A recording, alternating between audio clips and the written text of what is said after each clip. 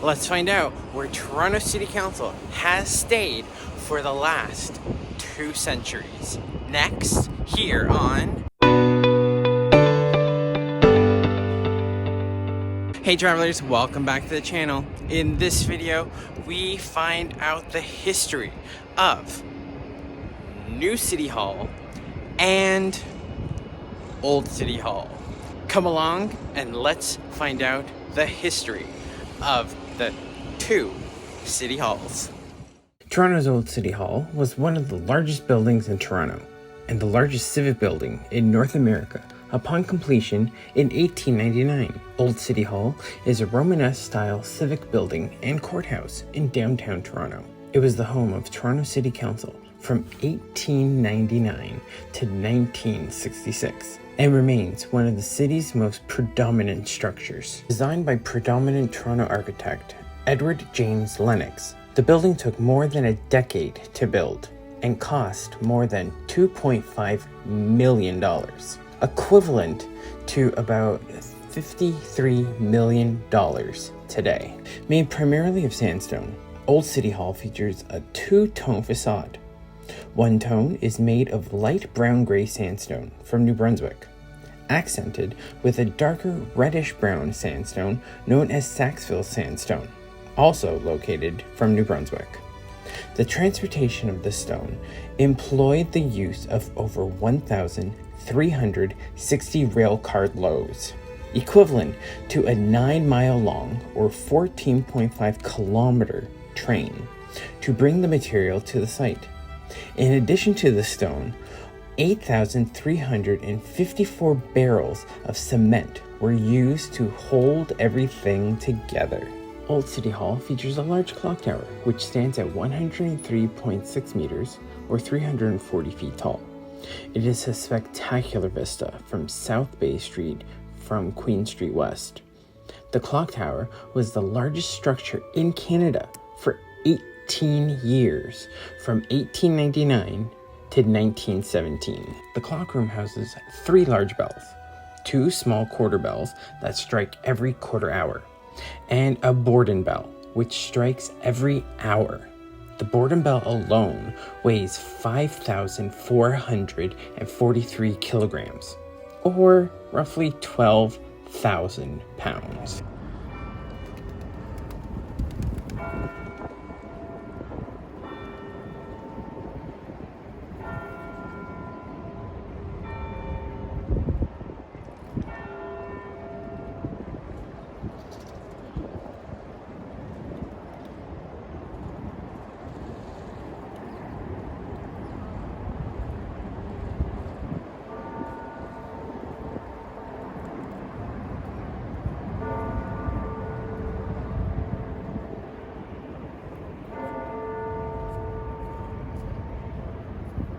Near the building's entrance, there are several grotesque faces carved in the stone. The lore has it the faces represent city council members that E.J. Lennox had problems with. Lennox himself included his own likeness next to the other carved faces.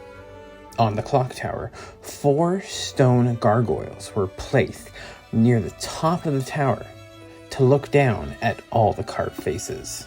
At the foot of the steps of Old City Hall on Queen Street is a cenotaph, which is modeled on the cenotaph at Whitehall in London, England. Constructed using granite cut from the Canadian Shield and unveiled on November 11th, 1925. It honors Torontonians who died in World War I fighting for Canada. Later, also in honor of those who died in the Second World War, the Korean War, and Canadian peacekeeping missions. It is here every year on November 11th that Remembrance Day ceremonies are held. Now heading over to the Toronto City Hall, or New City Hall, which is the seat of the municipal government of Toronto, Ontario. Construction began in 1961, and the building was completed 4 years later. Toronto City Council decided in 1956 to hold an international competition to choose the new design of City Hall, under terms created by the International Union of Architectures and led by Mayor Nathan Phillips. By the deadline of April 18th, 1958, the committee received over 500 designs from 42 countries, from which it selected 8 semifinalists.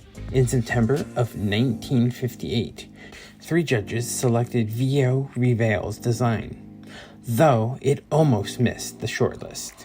Revale received $25,000 prize plus an estimated $1 million in fees to supervise the construction. Revale died in 1964 before the project even finished. The building was officially opened to the public on September 13th, 1965 by George Vanier, the Governor General of Canada.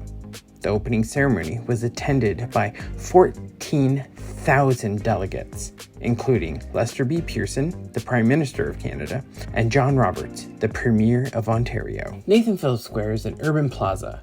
It forms the forecourt to Toronto City Hall. It is named after Nathan Phillips, the Mayor of Toronto from 1955 to 1962. The square was designed by City Hall's architect Vio Revale and landscape architect Richard Strong. The square is the site of concerts, art displays, a weekly farmers market, the Winter Festival of Lights, and other public events, including demonstrations. During the winter months, the reflection pool is converted into an ice rink for ice skating. The square attracts an estimated 1.5 million visitors yearly. With an area of 4.85 hectares or 12 acres, it is Canada's largest square. During the 2015 Pan American Games, a large multicolor illuminated 3D Toronto sign was installed in the square for the games.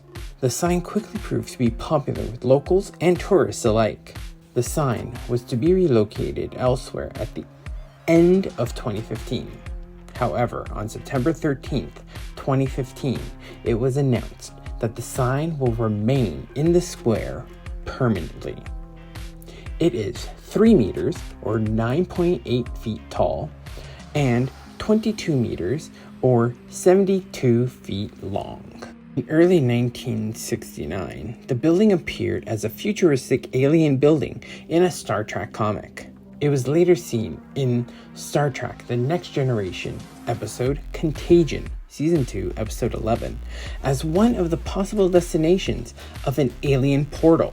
The 2010 film Red features Toronto City Hall, and The Handmaid's Tale has used New City Hall for filming locations for the series. I hope you enjoyed this video of both city halls here in Toronto. If you'd like to see more, why don't you head down below, hit that subscribe button, give this video a like, because you know what? There's a lot more here on Nick Tours.